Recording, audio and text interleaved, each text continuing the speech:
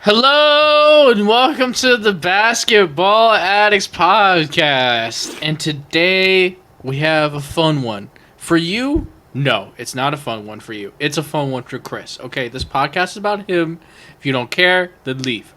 So today we're going to be talking about Robin Hood series. We're talking about Pistol Pete Maravich. It's Chris's man crush, respectfully, in a not in that way. So, we're going to hand it off to Chris here and let him talk about his favorite human being in the world. Oh my gosh. How do you even start this? This is one of my favorite basketball players of all time. This may be a basketball player that you may not know that much about, but I'm here to educate. Pistol Pete Maravich. Yes, sir. Is that guy. He was... Ah, man. Okay, I'm going to use it. I try not to say it too much. Enigma. I mean, just like... Imagine a guy, right? Way before 3-point lines. Basketball tapes out, and he's teaching you how to dribble the basketball, how to handle the basketball in such creative ways that have not been seen before. Think about the fact that you have this guy out here who's shooting, from damn near the volleyball line. You know what I mean? Out here in this amazing. This is the same guy who averaged I don't know how much he averaged, but he led he had the most points in high school. I mean, not high school, college basketball history until Adam Morrison came around. We know how that went. So I say Pistol Pete Maravich still has the record for that. I think he has the record for that still. Does he? I thought Adam Morrison broke it. Oh, no. Pistol Pete's college career stats are ridiculous. Give me a second. Yeah, he averaged 40 in college. It's something ridiculous like that. That is Yeah. He's definitely a player we should remember more often because when we talk about on this series a lot, the birthing of evolution, he was way before his time. He birthed every phenomenal ball handler, every guy who shoots long range and just chucks it up there and basically turns his back I know it's going in. That's their father. Yeah. He did that. His stats in college were 43 points, 44 points, and 44 points. That was his 3-year career in college. That was his stats. Yeah. Well, maybe Adam Morrison came in second. I thought he crushed it, but I'm not sure because nobody really remembers Adam Morrison. So I think he was points per game. Yeah, Maybe I think all total. Points. I think it's total. Yeah. Total, he crushed it. Yeah. But yeah, he's just before his time. He came in and he really was just phenomenal from the jump. I mean, take Jason Williams and then multiply that by 1,000. Because I mean, just one thing I can say, just go watch him. Go watch Pistol Pete Maravich highlights. Go see what he does on the court. It's ridiculous. Okay, to put this in simpler terms, and just as simple as I can make it, no Pistol Pete, no Curry. There we go. He was the first person launching it from that far, just off a whim. Just oh yeah, I'm 60 feet from the basket, splash. It's why? And then, the real reason we don't remember him is because he never truly got to get loose as a player. What I mean by that is he wasn't played in the proper position. So just imagine a guy with great passing skill, great scoring skill, and his coach and just being born in the wrong era, and his coach is you should be back to the basket. You should be passing to your center. The center should be scoring all the points. You shouldn't be trying to do this. He just was born in the wrong era of basketball. If he was today's era, dear goodness, he will be the best point guard in the league, hands down. He was just way before his time. Way, way, way before his time, and he deserves his respect because without him, there's no Kyrie, there's no Isaiah Thomas, the Detroit Pistons one. They're these long range shooters, Luka, these guys who are really creative with the ball, who do amazing things. You just go, wow, ooh, ah, ooh. There's nothing of that nature without Pistol Pete Maravich.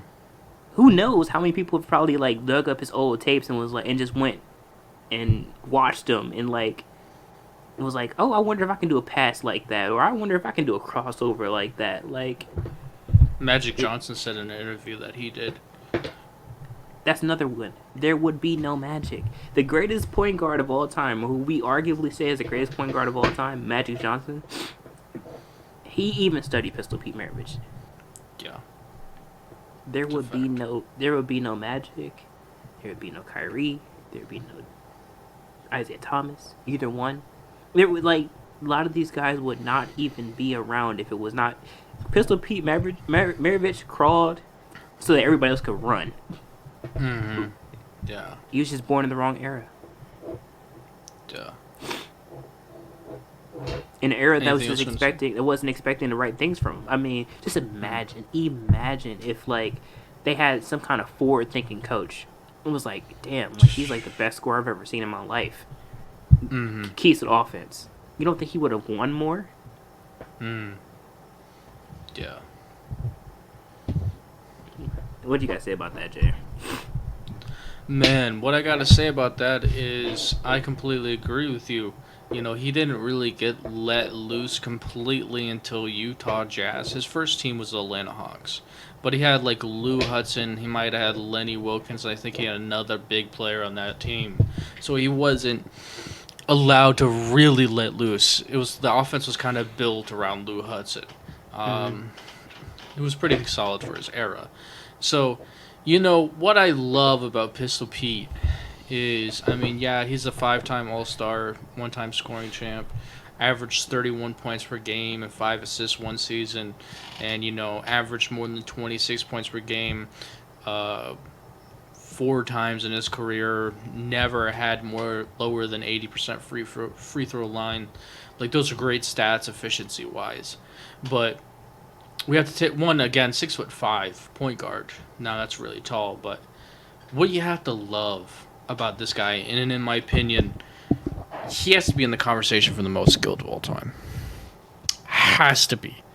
Some of the stuff that guy did, the ability to use one hand and do all these fake passes and all these hand movements and all these crazy passes that you just have never seen anything like that except from Magic.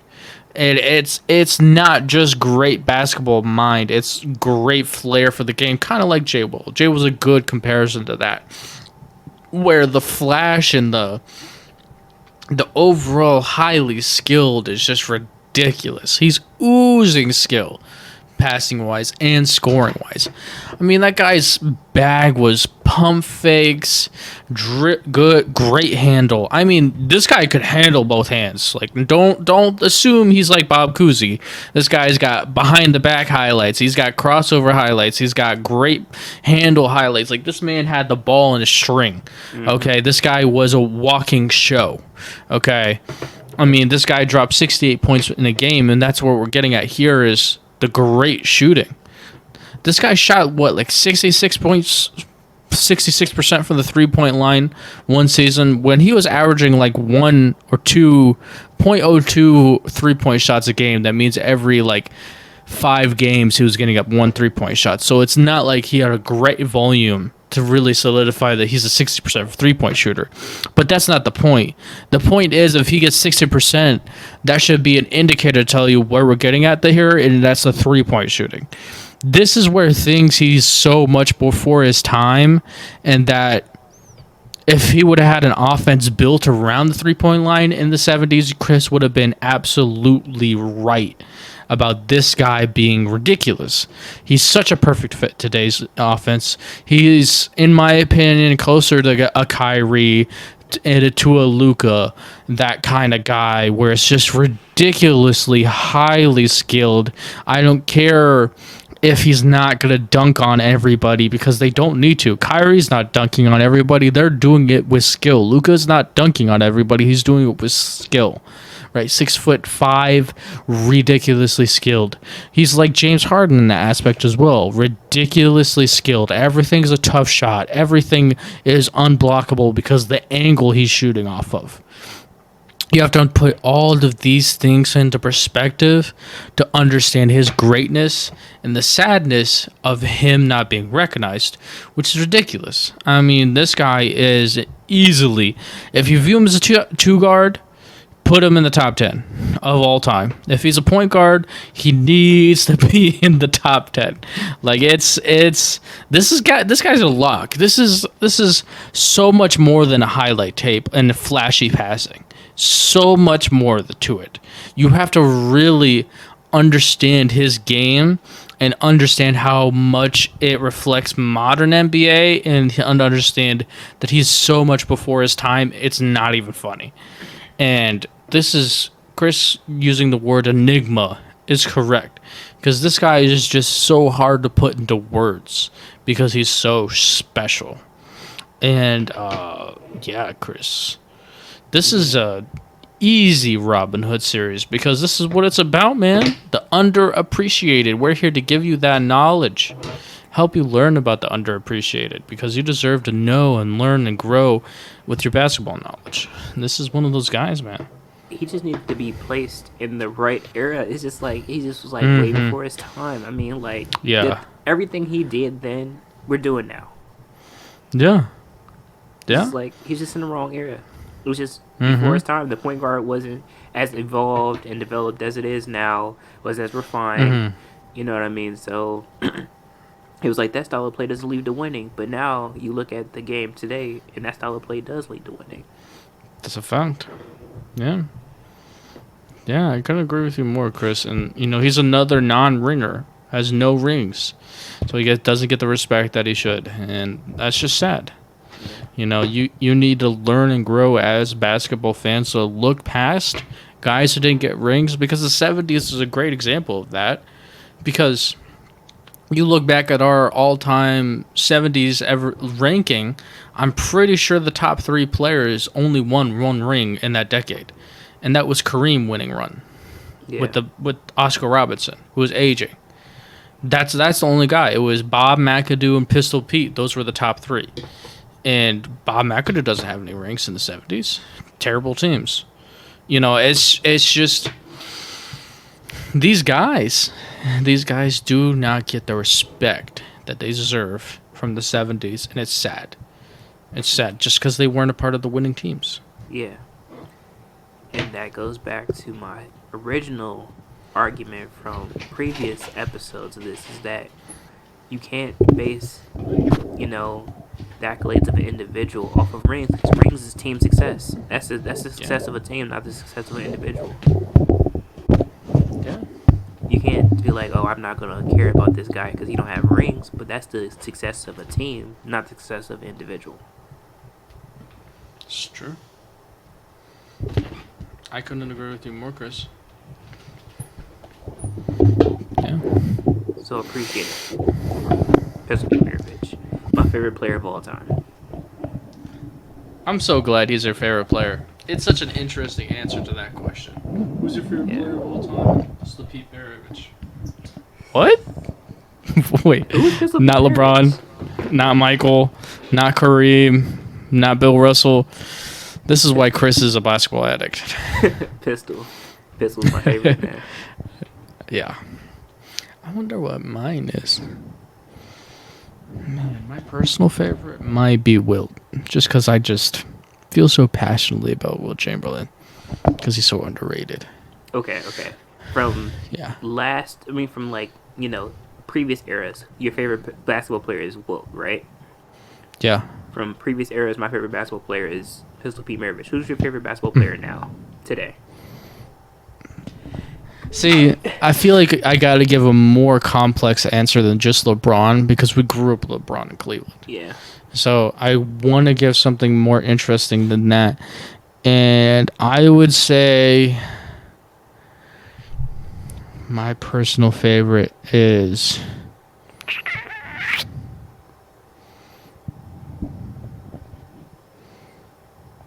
Man, I love the great players.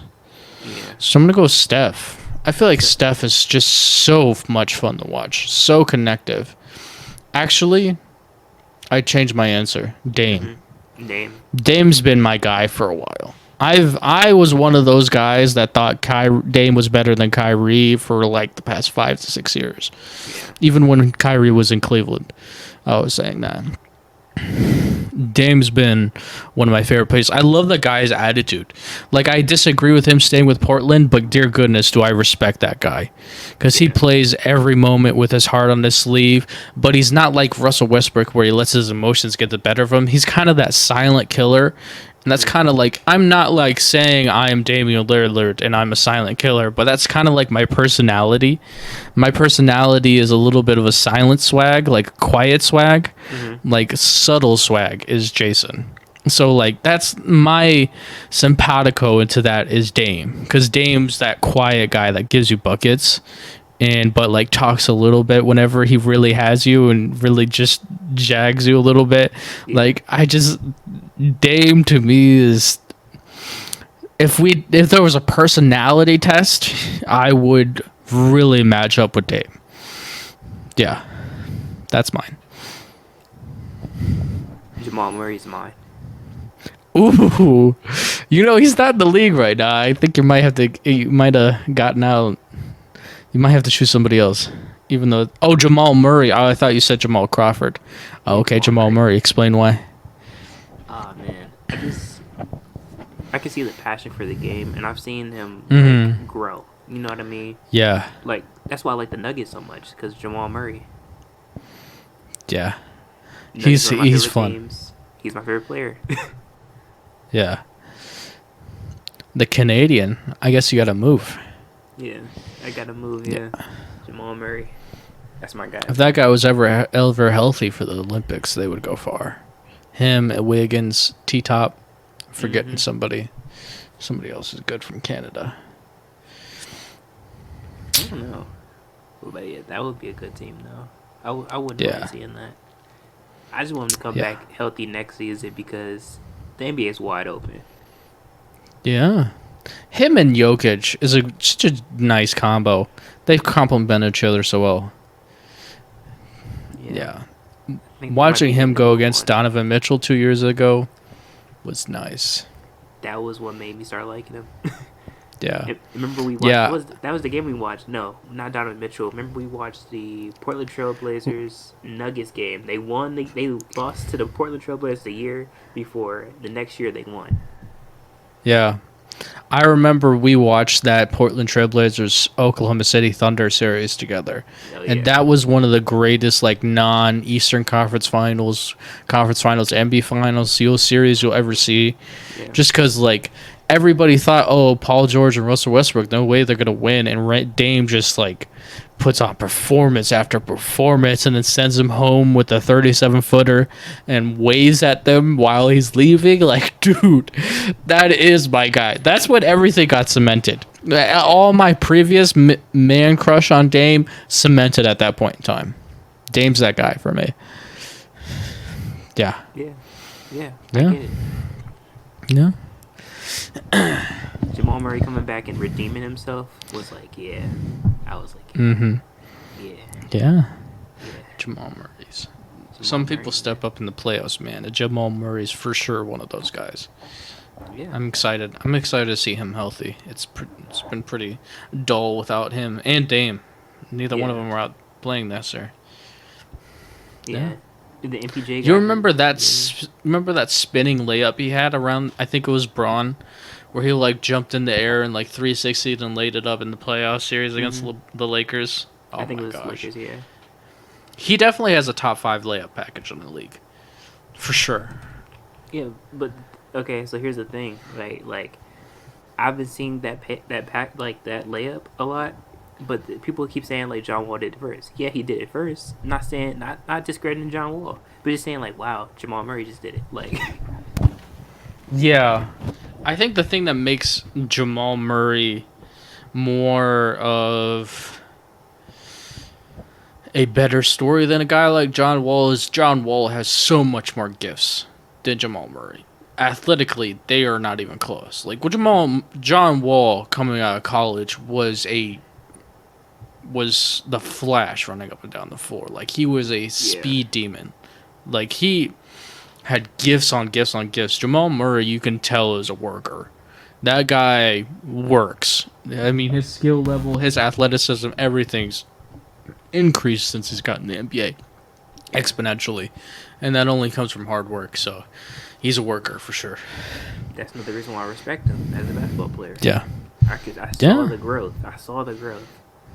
Mm-hmm. That guy's good. As you should. He's really good. So I respect him. I definitely do. Yeah. Yeah, it's going to be exciting for the regular season to come around. So is there anything else you want to say before we kick it on the end of this podcast? No, that's pretty much it. It's not All right. loud enough. Yeah. All right. Well, we appreciate you guys for listening to the podcast. Coming up soon, the next podcast we will have, we're going to be talking about Bob McAdoo and Scottie Pippen. The podcast after that, we're going to be talking about T-Mac and Allen Iverson, and that's going to be the Ed of the Robin Hood series. And the main reason why I'm telling you guys about this is August 21st, we have the all-time fantasy draft. So last year, this was a really big hit. It was a lot of people wanted to join. Basically, what we're going to do, what we did last year, there's going to be 12 people, and 2 of them are going to be Chris and I. And we're going to be doing a draft of the greatest players of all time. You can make your team, and then we'll figure out who won that draft in the next podcast. After that, it's going to be a lot of fun. August 21st, we're going to set a date and time for that pretty soon, and we're going to be sending out invitations to people. It's going to be exciting. Last year, I think I won, and it wasn't biased. I legitimately drafted the team. That was ridiculous. So I need more competition. I want to lose. Make me lose. Come over here and draft. Oh, Chris. Don't forget, you don't draft John Stockton before Magic Johnson. I would just like to remind you of that. Oh, yeah. It was a lot of fun because Chris and I are best friends. And we had back-to-back picks last year. And I drafted Pistol Pete Maravich, who you guys heard on the podcast. Oh, he was just so happy with me. So overjoyed that I stole Pistol Pete Maravich, man. What a good friend I am. So, yeah, I think I might force us to be back-to-back again. Might put you in front of me just so we can have more drama. It'll be fun. So, hopefully we can enjoy that. It's going to be a lot of fun. So, yeah. Anything else you want to say, Chris, before we kick it to the end? No, that's pretty much it. All right. Well, I'm Jason Collins. And I'm Chris Mama. And we are the Basketball Addicts. Peace. Out.